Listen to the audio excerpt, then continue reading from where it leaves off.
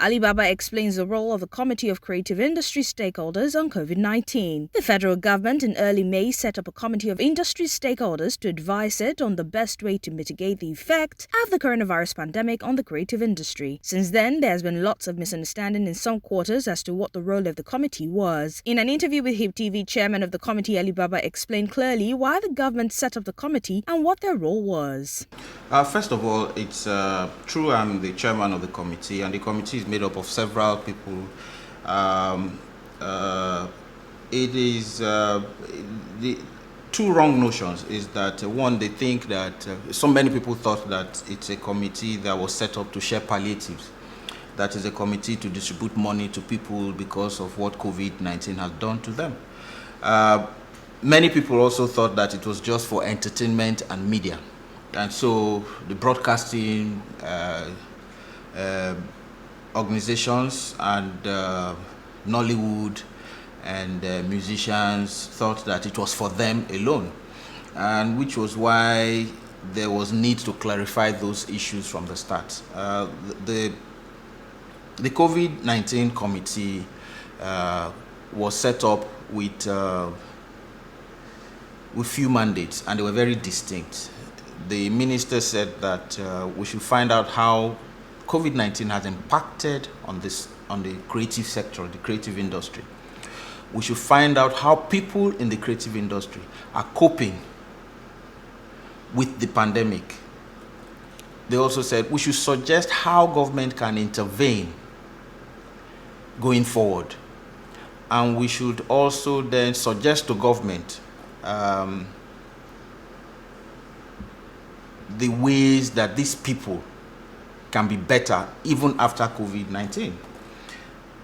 In all of that, there is no sharing of palliatives, there's no sharing of money. It is just that government wanted to understand what was happening in the sector. That said, the other part is, it is not just about entertainment and media. There are architects there are software designers, there are gallery owners, there are event planners, the whole gambit. There are journalists, there are animators, there are comedians, digital arts, cinema owners, textile arts. There are several people who are involved in that sector. When asked about the progress the committee has made since its inauguration, Alibaba had this to say. You will notice that the way a graphic artist is dealing with this will be different from how a comedian is dealing with this.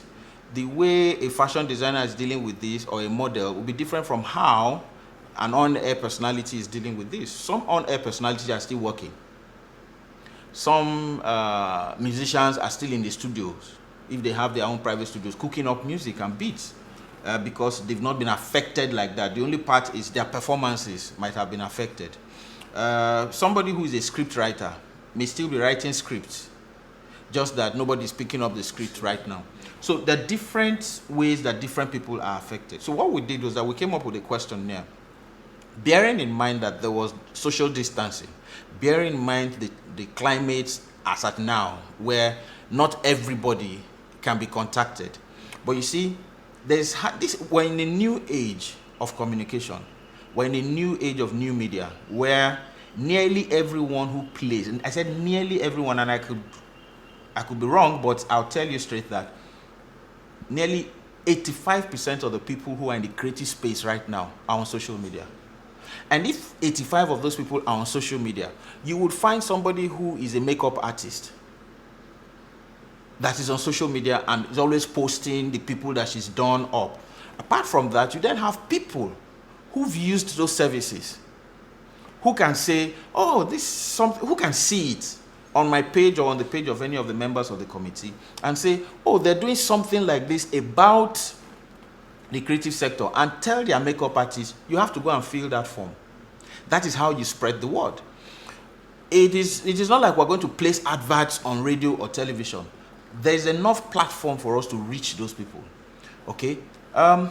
Some people say, oh, our sector have not been reached, we need them to be properly told. But you see, if you write something bad about that sector, everyone in the sector will know. If, for instance, I said we're going to be distributing 500,000 naira each to members of the makeup industry, there's no one that will be left out.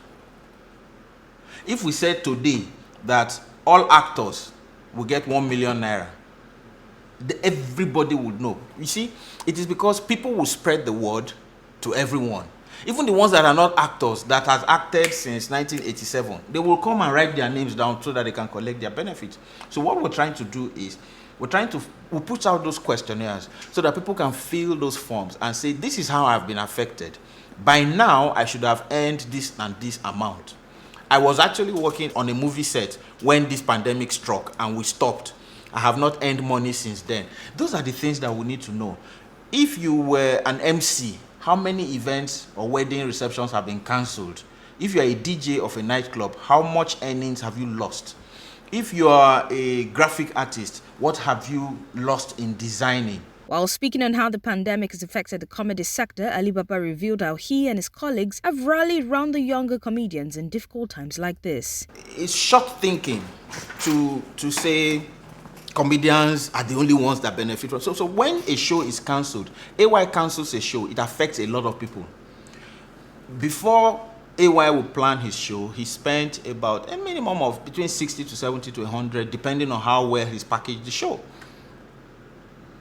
The people who depend on that, there was a guy who called me and said he couldn't pay his rent because, he's dependent on AY's show.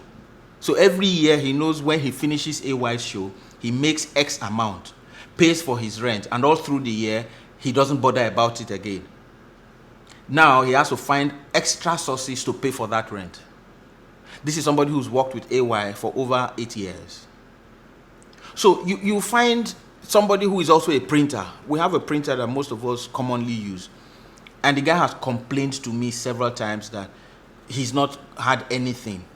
So there are printers who, you go to an event and they give you buckets and plastic and fans and all those things. They're printed from somewhere. The program of the event is printed from somewhere. Your invite is printed from somewhere. So comedians use these services as well. So you also then have the light bill that he has to take care of. He has his house rent that he has to pay for. But some of the people who work in corporate organizations have accommodation allowance. If he falls ill, he has to pay for it by himself. And so, whatever the comedian earns filters into all those life, those things that sustain him. And there's nothing like a comedian has children and they go to school and the school will say, because you're a comedian's child, you pay half the fee that every other person pays. You still survive by the rules and economic dictates of every society. So, what is it that people say, comedians also are feeling the brunt of this pandemic? On why he has continued to kick against the relaxation of lockdown by the government, he said this. What the government actually does is that the government responds to the needs of the people and responds to the pleas of the people. If the people keep pressuring and you're saying, don't go out, stay home, and people are saying, because if you look at it really, our government is not prepared. Our government is not prepared to handle, even America was not prepared for what happened. And if you notice, we have been an economy that has been borrowing in the last 8 years to meet its needs. More so because you have a system where corruption has eaten so deep into the society.